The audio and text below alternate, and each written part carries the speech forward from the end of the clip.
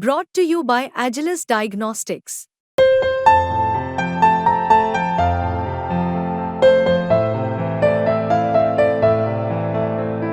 Agilus Diagnostics. तो चुनाव खत्म होने के बाद मुख्यमंत्री योगी आदित्यनाथ यानी जिन्हें लोग प्यार से बाबा बुलाते हैं, वो अपने पुराने फॉर्म में लौट आए हैं और ताबड़तोड़ छक्के मार रहे हैं। जी हां, हम ये बात इसलिए कह रहे हैं क्योंकि अब ऐसा लग रहा है कि सीएम योगी चुनाव के बाद पूरी तरीके से कमांड में हैं और जिस तरीके के वो फैसले ले रहे हैं इसमें वो किसी की परवाह नहीं कर रहे। तो किस तरीके के हो सकते हैं आने वाले फैसले और क्या हुए हैं फैसले, हम ये समझेंगे। ये भी जानिए कि क्या अनुप्रिया पटेल अब नए हमले की तैयारी में है और किस तरीके का हमला हो सकता है, क्योंकि अभी एक चिट्ठी बॉम्ब ने उत्तर प्रदेश की सियासत में तहलका मचाया था। और आखिर में मीरापुर सीट पर, जी हां, मीरापुर में जो विधानसभा उपचुनाव होने हैं वहां की सीट पर क्या है गहमा गहमी। ये तमाम खबरें आज का यूपी में। नमस्कार, मैं हूं कुमार अभिषेक, आप देख रहे हैं यूपी तक। हम हाजिर हैं अपना न्यूज शो आज का यूपी लेकर। तो मुख्यमंत्री योगी आदित्यनाथ की चर्चा इस वक्त खूब हो रही है और उत्तर प्रदेश में चर्चा इसलिए क्योंकि लोकसभा चुनाव खत्म होते ही, जैसे ही चुनाव आचार संहिता खत्म हुई, वैसे ही मुख्यमंत्री योगी आदित्यनाथ अपने फॉर्म में वापस लौट आए। जी हां, चुनाव का हाल तो सभी जानते हैं कि उत्तर प्रदेश में बीजेपी का हाल कैसा बेहाल हुआ, लेकिन अब शायद मुख्यमंत्री योगी आदित्यनाथ पूरी बैटिंग अपनी शर्तों पर करेंगे और इसके लक्षण दिखने लगे हैं। दरअसल जिस तरीके से चीफ सेक्रेटरी को लेकर के मनोज कुमार सिंह की नियुक्ति हुई, यानी कि नए चीफ सेक्रेटरी मनोज कुमार सिंह बनाए गए, और कुछ दिन पहले जिस तरीके से चर्चा ये थी कि दुर्गा शंकर मिश्रा को एक और सेवा विस्तार मिल सकता है, अंदर खाने खबर यह भी थी कि शायद उनके सेवा विस्तार को लेकर के बुगाहट भी थी और उन्हें सेवा विस्तार देने की तैयारी भी थी, लेकिन उन्हें सेवा विस्तार नहीं मिला और मनोज कुमार सिंह को मुख्यमंत्री योगी आदित्यनाथ ने मुख्य सचिव, चीफ सेक्रेटरी नियुक्त कर दिया। यह इस बात की ओर इशारा कर रहा है कि अब एडमिनिस्ट्रेशन को लेकर बाबा यानी कि मुख्यमंत्री योगी आदित्यनाथ अब किसी की नहीं सुनने वाले हैं। वो पूरी सरकार अपने दम पर, अपने शर्त पर चलाने जा रहे हैं। दरअसल पिछले कुछ समय से यह बहुत तेज चर्चा रही कि दूसरा टर्म मुख्यमंत्री योगी आदित्यनाथ को मिला, लेकिन इस टर्म में उन्हें खुली छूट नहीं है। प्रशासनिक तौर पर उनके हाथ थोड़े बंधे हैं, क्योंकि जो अधिकारी हैं, जो बड़ी नियुक्तियां हैं, उसमें उत्तर प्रदेश के अलावा केंद्र का भी रोल है। हालांकि इसे खुले तौर पर न तो कोई कहता है न स्वीकार करता है, लेकिन अंदर खाने यही था कि चाहे जब नई सरकार में मंत्रिमंडल बना हो, चाहे इस नई सरकार में शीर्ष जो ब्यूरोक्रेसी के पद हों, वहां पर जब नियुक्ति करने की बारी आई तो वो दिल्ली और लखनऊ दोनों की सहमति से हुआ है। लेकिन अब उत्तर प्रदेश में योगी आदित्यनाथ लगातार छक्के मार रहे हैं। सिर्फ नियुक्ति नहीं, एक चर्चा और एक जानकारी यह है कि कई विभागों में जो ट्रांसफर हुए हैं उसमें भी मुख्यमंत्री योगी आदित्यनाथ ने अपनी बात कह सकते हैं सीधे तौर पर अड़ा दी है। बहुत सारे ट्रांसफर रोक दिए गए और जब तक मुख्यमंत्री की सहमति नहीं होगी वो ट्रांसफर नहीं किए जाएंगे। यानी पहले जिस तरीके से कई पावर सेंटर लखनऊ में उत्तर प्रदेश की सरकार में बन रहे थे, इस बार मुख्यमंत्री इसे खत्म करने पर आमादा हैं। उन्हें लगता है कि उनकी अथॉरिटी अनचैलेंज्ड होनी चाहिए और ये उनके कई फैसलों में अब दिखाई देने लगा है। चुनाव के वक्त कई तरह की चर्चाएं सियासी तौर पर रही मुख्यमंत्री योगी आदित्यनाथ को लेकर के, लेकिन अब योगी आदित्यनाथ खुलकर बैटिंग कर रहे हैं। एक तरफ एनडीए की सरकार दिल्ली में, यानी कि मजबूत बीजेपी की अपनी सरकार की बजाय अब गठबंधन की सरकार, और अब लखनऊ में योगी आदित्यनाथ अपने तरीके से अब अपनी सरकार चलाएंगे।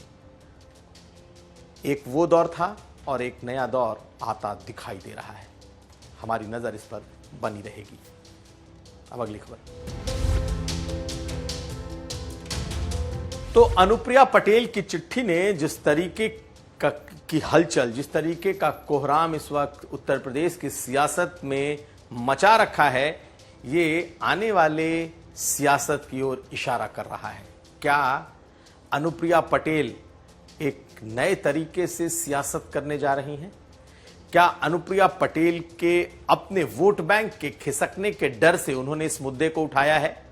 आखिर ऐसा क्या है कि चुनाव के तुरंत बाद जब उत्तर प्रदेश में बीजेपी कमजोर हुई है तो सहयोगी दल अब अपनी बातें खोलकर कहने लगे हैं।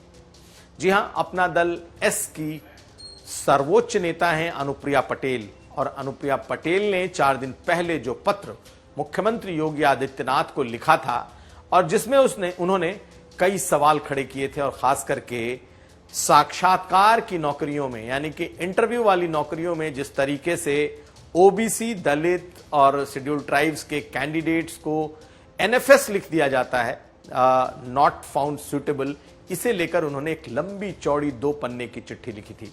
बाद में सरकार की तरफ से बकायदा उस चिट्ठी का बिंदुवार खंडन भेजा गया कि ऐसा कुछ नहीं है जो अनुप्रिया पटेल लिख रही हैं। उन्होंने अनुप्रिया पटेल के एक एक सवाल का जवाब देते हुए कहा कि एनएफएस यानी कि नॉट फाउंड सुटेबल जैसा कोई चीज है ही नहीं, और ना ही ये चीजें लिखी जाती हैं। हालांकि समाजवादी पार्टी के एक सांसद लालजी वर्मा से भी एक तरीके से कहें तो इस मामले में समर्थन मिला, अखिलेश यादव ने भी बोला। लेकिन आखिर इस चिट्ठी के पीछे की वजह क्या है? दरअसल इस बार अनुप्रिया पटेल मिर्जापुर सीट से जीती तो हैं, लेकिन बेहद मुश्किल से। 50,000 से भी कम का उनका मार्जिन है, तकरीबन 40,000 के आसपास का उनका जीत का मार्जिन है, जो कि लाखों में हुआ करता था। अनुप्रिया पटेल को लग रहा है कि इस बार ओबीसी के वोटरों ने उन्हें बचा लिया, नहीं तो इस बार उन्हें भी निपटाने की तैयारी थी। दूसरी बात, जिस तरीके से ओबीसी और खासकर उनकी बिरादरी, कुर्मी बिरादरी ने बीजेपी का दामन छोड़ा है और जिस बड़ी तादाद में उन्होंने इंडिया गठबंधन का साथ दिया है, ये अनुप्रिया पटेल को इसमें खतरे की घंटी दिखाई देने लगी है। उन्हें लगता है कि अगर बीजेपी के साथ रहते हुए ओबीसी, दलित और शेड्यूल ट्राइब्स के मुद्दे जरा भी कम पड़े उनकी तरफ से, या अगर इन मुद्दों पर वो मुखर नहीं हुई, तो उनके साथ खड़ा उनका समाज, खास करके कुर्मी बिरादरी, ओबीसी, दलित और शेड्यूल ट्राइब्स, वो छोड़कर चला जाएगा। और शेड्यूल ट्राइब्स इसलिए क्योंकि उत्तर प्रदेश की एकमात्र सीट रॉबर्ट्सगंज, ये सीट अनुप्रिया पटेल को बीजेपी ने दी थी, जहां पर एकमात्र ट्राइबल ये सीट है पार्लियामेंट की, और इस बार वो सीट अपना दल हार गई है। तो ऐसी स्थिति में ओबीसी और ट्राइबल, इसके अलावा दलित, ये ऐसे मुद्दे हैं जिस पर अनुप्रिया पटेल बेहद ही गंभीर हैं। और कल लखनऊ में एक बड़ी सभा होने वाली है। जी हां, डॉक्टर सोनेलाल पटेल की याद में एक सभा है, और जिसमें बहुत मुमकिन है कि अनुप्रिया पटेल एक बार फिर हमलावर होंगी। और इस बार माना यह जा रहा है कि कल की सभा में जब अनुप्रिया पटेल बोलेंगी तो कुछ नए मुद्दों के साथ बोलेंगी। यानी कि बीजेपी में उत्तर प्रदेश में अगर देखें तो सहयोगियों के लिहाज से सब कुछ ठीक ठाक नहीं चल रहा। ऐसे में आने वाले दिनों में बीजेपी के भीतर से और खास करके उनके सहयोगियों की तरफ से अटैक, हमले बढ़ेंगे, क्योंकि बीजेपी अब उस मजबूती के साथ उत्तर प्रदेश में कम से कम इस पार्लियामेंट चुनाव में नहीं है जिसकी उम्मीद की जा रही थी और जिसका दावा किया जा रहा था। और तो और सहयोगी दलों में एक बेचैनी भी बढ़ने लगी है, और ऐसा लग रहा है कि अब बीजेपी को आंख दिखाने की शुरुआत भी होने वाली है, इनफैक्ट हो चुकी है। और नजर इस बात पर जरूर होगी कि ओबीसी को लेकर जिस तरीके की मांग, जिस तरीके की बातें अब सहयोगी दलों और खासकर अनुप्रिया पटेल उठाने जा रही हैं, उस पर योगी सरकार का रुख क्या होता है और बीजेपी इसको किस तरीके से लेती है, इस पर भी हमारी नजर रहेगी।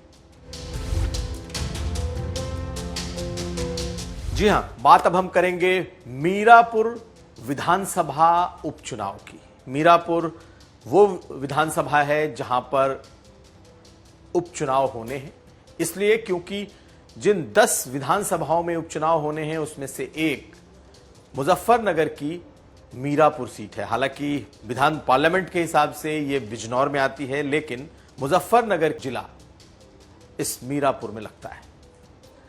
मीरापुर से विधायक थे चंदन चौहान, जो इस बार बिजनौर से सांसद हो गए हैं आरएलडी से, और अब यह सीट खाली है और यहां पर टिकटों को लेकर खूब मारामारी होने वाली है, खूब चर्चाएं चल पड़ी हैं और सियासी चर्चा कुछ इस कदर कि कौन कौन पार्टी लड़ेगी और कौन कौन कैंडिडेट होगा। खैर, पहले इसके बारे में आपको थोड़ी बातें बता दें। दरअसल मीरापुर विधानसभा मुस्लिम बहुल विधानसभा है। 1 लाख से ज्यादा मुसलमान इस विधानसभा में है, 1,20,000 के आसपास माने जाते हैं। दूसरे नंबर पर यहां पर जाट और दूसरे नंबर पर यहां दलित आते हैं और तीसरे और चौथे नंबर पर जाट और गुजर होते हैं। पिछली बार जब चंदन चौहान जीते थे तो चंदन चौहान आरएलडी से थे। जाटों का वोट वो खुद गुजर बिरादरी से थे, इसलिए गुजरों का वोट, और आरएलडी और समाजवादी पार्टी का गठबंधन था, इसलिए मुसलमानों का वोट। तो एक बड़े कॉम्बिनेशन के साथ चंदन चौहान विधानसभा में उतरे थे और तब उन्होंने ये सीट आरएलडी के टिकट पर जीत ली थी। इस बार आरएलडी ने उन्हें सांसद बनाकर भेज दिया है बिजनौर से। ऐसे में यह सीट खाली है, लेकिन इस बार एक और बड़ी दावेदारी सामने आ रही है और यहां से बड़ी दावेदारी इस बार आजाद समाज पार्टी यानी कि चंद्रशेखर आजाद रावण की पार्टी की तरफ से होगी। कहा यह जा रहा है कि चंद्रशेखर आजाद रावण यहां से किसी बड़े मुस्लिम चेहरे को चुनाव लड़ा सकते हैं। शाहनवाज राणा एक ऐसा नाम है जिनके बारे में चर्चा हो रही है कि शायद वो चंद्रशेखर की पार्टी आजाद समाज पार्टी से चुनाव लड़ जाएं। खैर, ये चर्चा में है, लेकिन आखिर इस सीट का समीकरण क्या है? दरअसल ये मुस्लिम बहुल सीट है, लेकिन यहां पर अगर आप पिछले 3 विधानसभा से देखें, जब से ये सीट बनी है, उसके पहले ये सुरक्षित सीट हुआ करती थी दूसरे नाम से।